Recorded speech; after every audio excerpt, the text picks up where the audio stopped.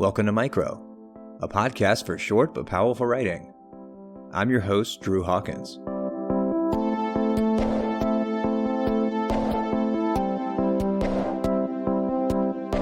Calculus test, confetti, and buckshot. In this episode, tradition is upheld and subverted in a blend of poetry and microfiction, exploring rituals, expectations, and love. In this first piece, small acts of care, unnoticed by the rest of the world, and the value of careful work are rendered beautifully following the life of one person. It's called The Caretaker's Confession. It was written by L.P. Melling and published by Milk Candy Review on March 18, 2021. Enjoy!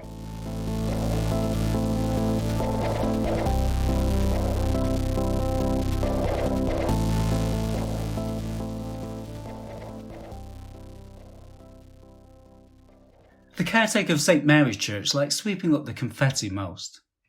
He collects the colourful piles and imagines the travels of the missing pieces, of how they end up around the world and nestle under lapels and in shallow pockets for years until they are brought back to life at another wedding.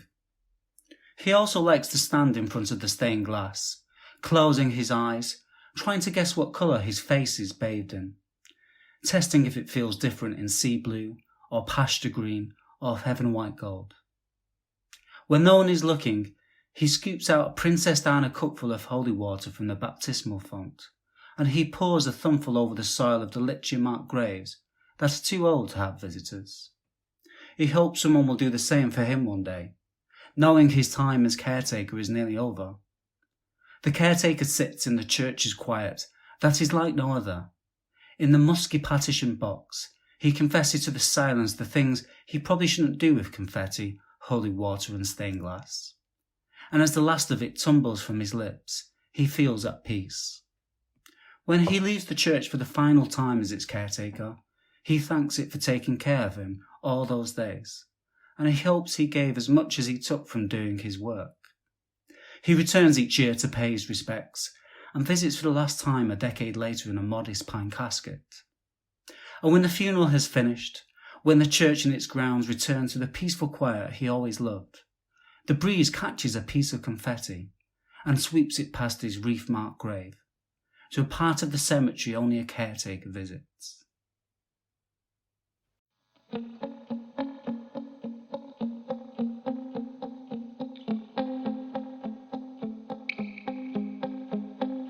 L.P. Melling writes from the east of England in the UK, with work appearing in such places as Typehouse, the Molotov Cocktail, and Frozen Wavelets. You can find him on Twitter at L_LP Melling, or on his website at lpmelling.wordpress.com. Up next, this microfiction showcases the power of voice, beginning with a dream and ending somewhere adjacent. It's called Rotting Mangoes. It was written by Hema Nataraju and published by Wigleaf in March 2021. Enjoy!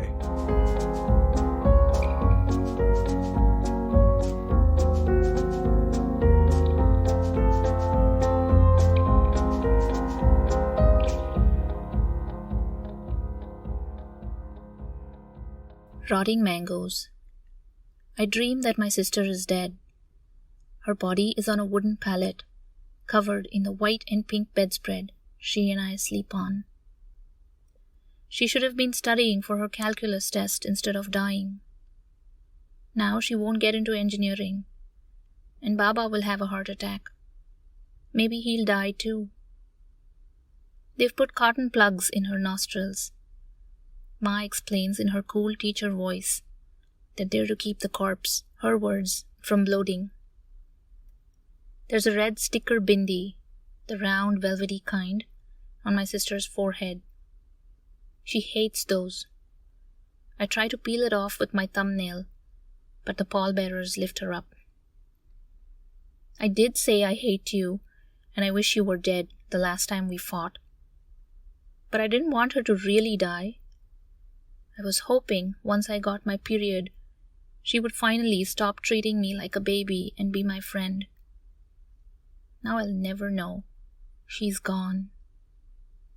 The lump in my throat tastes like overripe mangoes, the ones that are on the precipice of rotting. "Wait!" I shout, running barefoot after the funeral procession.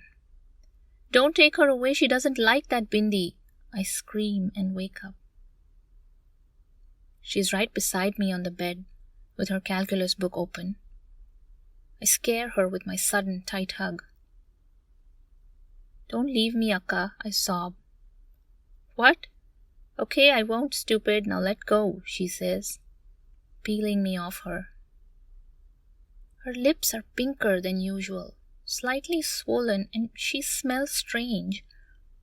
Mama's perfume mixed with wet grass and something else.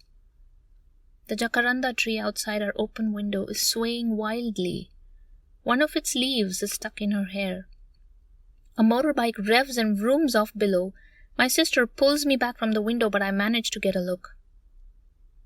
It's Robbie, that loser, Ma's words, who wears a tie-dye bandana on his head and a dangling skull earring in his left ear. He hangs out at the arcade even though he's like 25 or 30 or 100 years old. My sister and I stare at each other without a word.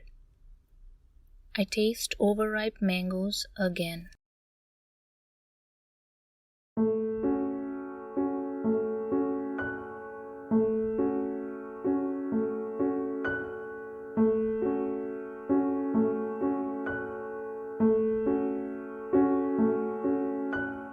Hema Nataraju is a Singapore-based writer and mom of two.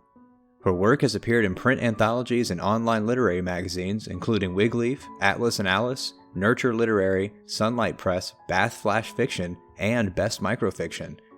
She tweets about writing and parenting adventures as m_ixedbag.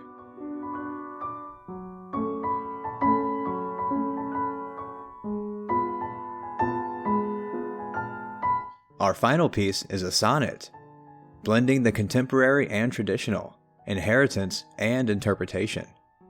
It's called American Cave Wall Sonnet. It was written by C.T. Salazar and published by The Rumpus as part of a 4-poem series. If you have time, check out the others. Enjoy.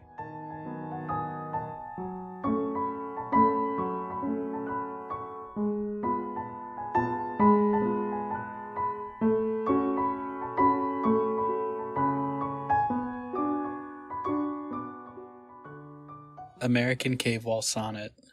St. Peter's dried colon, stuffed with honeysuckle to mask the scent. The dove's direct descendant perched in an arc-shaped cage, but the relics of our fathers were never so gentle.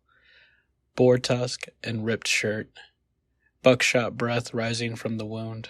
I thought the fog looked like wedding dresses falling over the grass, called them my sisters and followed.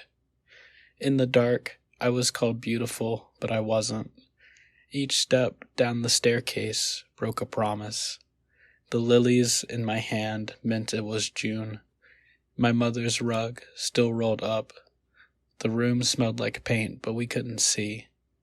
We held our hands in front of us like this.